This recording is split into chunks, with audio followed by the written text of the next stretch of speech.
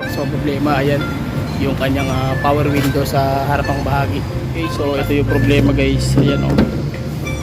Yung motor mismo. Ito yung problema guys. Ayan oh. Ayan. So kaya nangyari, sira na yung motor. Nagkakaroon siya ng wala nang pigil yung motor. So brand new na yung binili natin na pyesa para talaga sureball na hindi magkakaproblema yung loob. Japan na brand.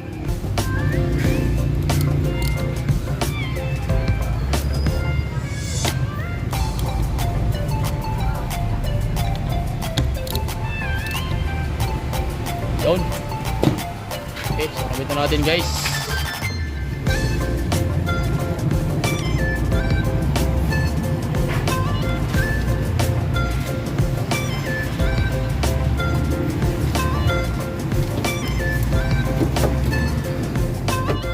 Ayun oh. Okay, smooth na kayo. Okay, sige. Pero sa akin nyo, naman tayo na Ayan, okay na siya guys. So, final okay, down. Ayun oh. Up. So, panalo.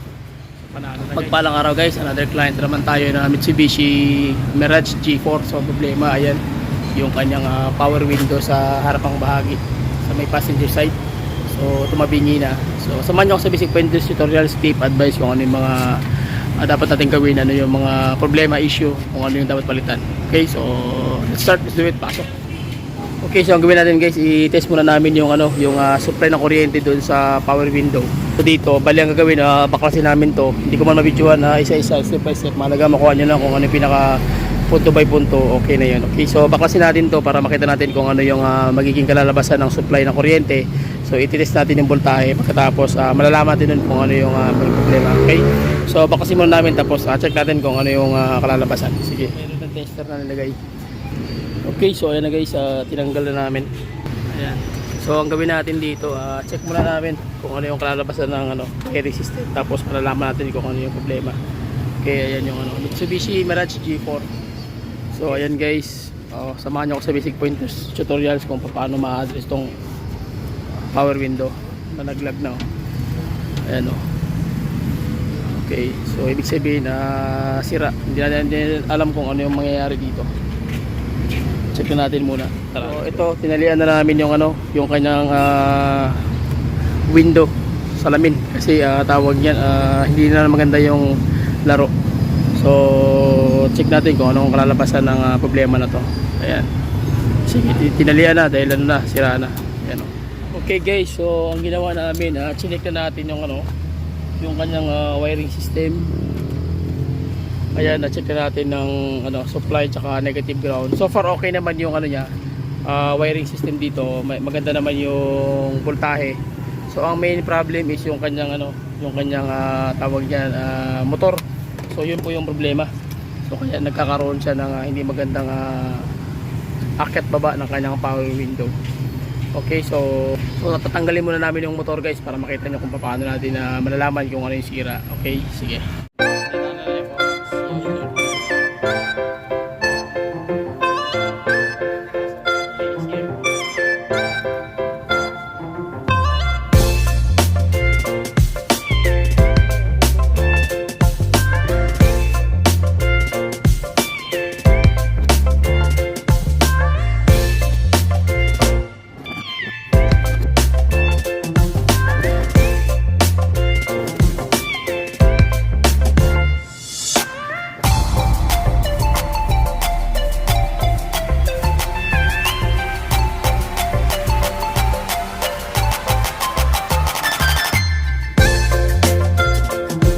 Okay, so ayan na, natanggal na natin. So na-find out namin guys na yung problema is yung kanyang motor.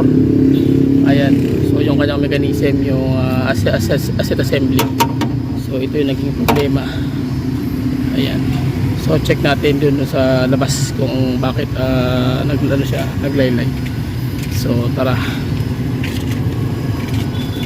Ang atong birador, Brad, shout out. Okay, sige guys, check natin yung unit kung ano yung kalalabasan nito. Let's go. Okay, so ito yung problema guys. Ayan o, yung motor mismo. Ito yung problema guys. Ayan o. Ayan.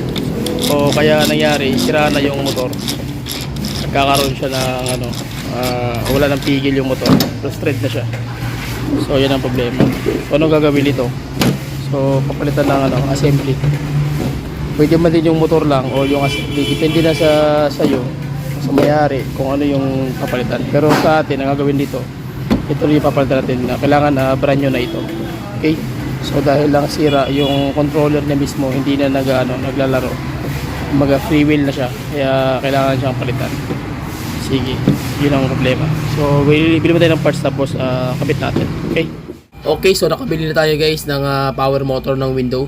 So basic pointers pa rin, advice ko lang sa inyo kung bibili kayo ng mga parts na tulad ng mga ganito, mga gear type na electrical motor. So kailangan talaga Japan or replacement pero Japan brand o either genuine, kasi ito po ay medyo mahal, tapos kailangan siyang tumagal ng medyo mga ilang taon, depende sa inyo. Kasi once na halimbawa nakabili kayo ng China o inchik o tawag yan ng mga Thailand na na brand, hindi siya hindi natin mai-recommend na tatagal siya. Minsan bumabagsak agad yung performance, ibig sabihin mabilis siyang masira. So yun po yung nagiging basihan natin. Kaya ako bilang isang mechanic, so Japan talaga. So gawin natin guys, ikabit na natin to yung buong assembly, tapos sabihan ko titingnan natin kung okay na ba yung tira natin. So tara, let's go. Awesome. Take two. Yun. Masok din.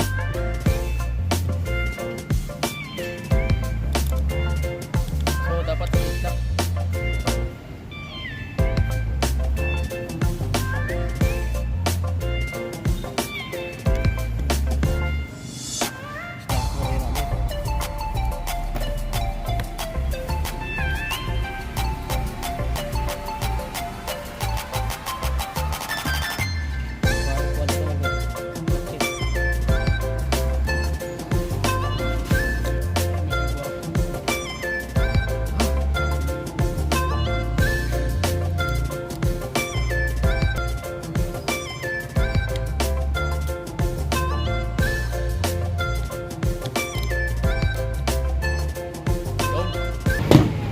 Okay, so kabitan natin guys.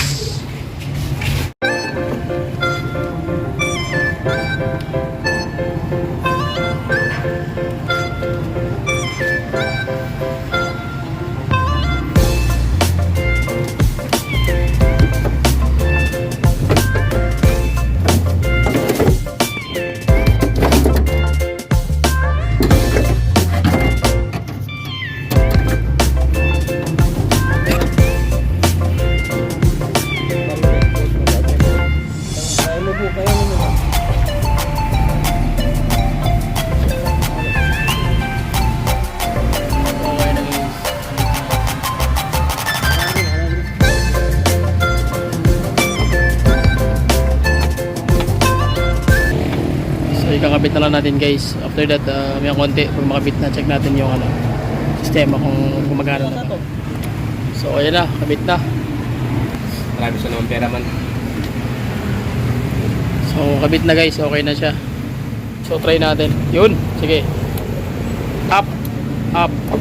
Okay, panalo. Kwarta Down. na. Ayun Kwarta. Okay, smooth ra kayo. Okay, sige. Pero sa akin ito yun, para malipay din sila.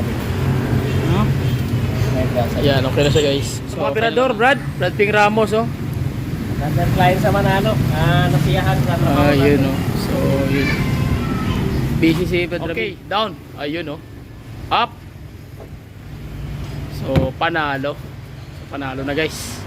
Okay na. So, yun lang. Maraming salamat sa inyo. Walang sawang suporta. And please subscribe to my YouTube channel. Share my video. Subscribe. Bye-bye and God bless. So sa mga tatanong sa akin, yung parts, mayroong link dyan sa baba sa may corner ng ating video. Available na po yan sa ating sa Shopee. Pamibili niyo po yan, okay? So legit po yan. Bye-bye and God bless.